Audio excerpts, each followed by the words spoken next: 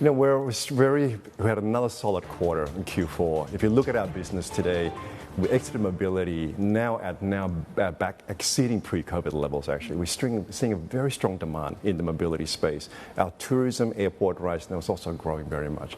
And if you look at deliveries business also now, we had another record 13% year-over-year growth in the deliveries business. We have now more users on our platform also at the same time.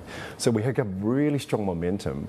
And also for our drivers and to our partners who we serve every single day, $11 billion is what they were able to earn on the Grab platform today. And as JP said, 8th consecutive quarter of EBITDA improvement. So what we said, we'll deliver at the end of the day. Now, 2024, in terms of where we're seeing, it's a year that we're actually going to invest. We're going to invest in deepening our product. We're going to continue to invest in new set of features.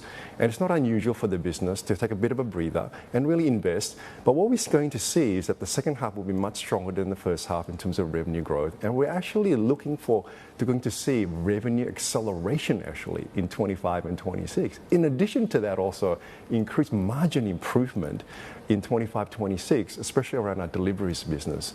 And yesterday also we announced our first share buyback, $500 million.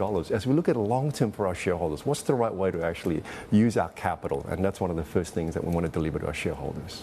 Apart from the fact that revenues also grew, one of the things we watch out for when we look at Grab is the partner incentives. As we know in this business, you have to spend to keep or incentivize people to stay on the platform. Last year, we actually saw partner incentives fall by about 15%, and perhaps also, correct me if I'm wrong, helping actually improve the bottom line. Is there going to come a point where Grab actually won't need to spend to incentivize people to stay on the platform? Is there a sweet spot where you don't have to spend so much to acquire or to keep people on the network, on the platform, in the ecosystem, sir? Sure. So Grab is a marketplace. We have three-sided marketplace. We have merchants on the deliveries platform. We have drivers also on both mobility and deliveries. And we have our consumers. So part of the incentive is to make sure that we have a healthy marketplace. Look, incentives will always be a lever and also a way that we operate the business at the end of the day. I don't think we're going to see a world where there's no incentive whatsoever. Consumers also, some consumers are more price sensitive than others. And we use the levers for, especially on the driver side, also on incentives, to make sure we have enough supply actually.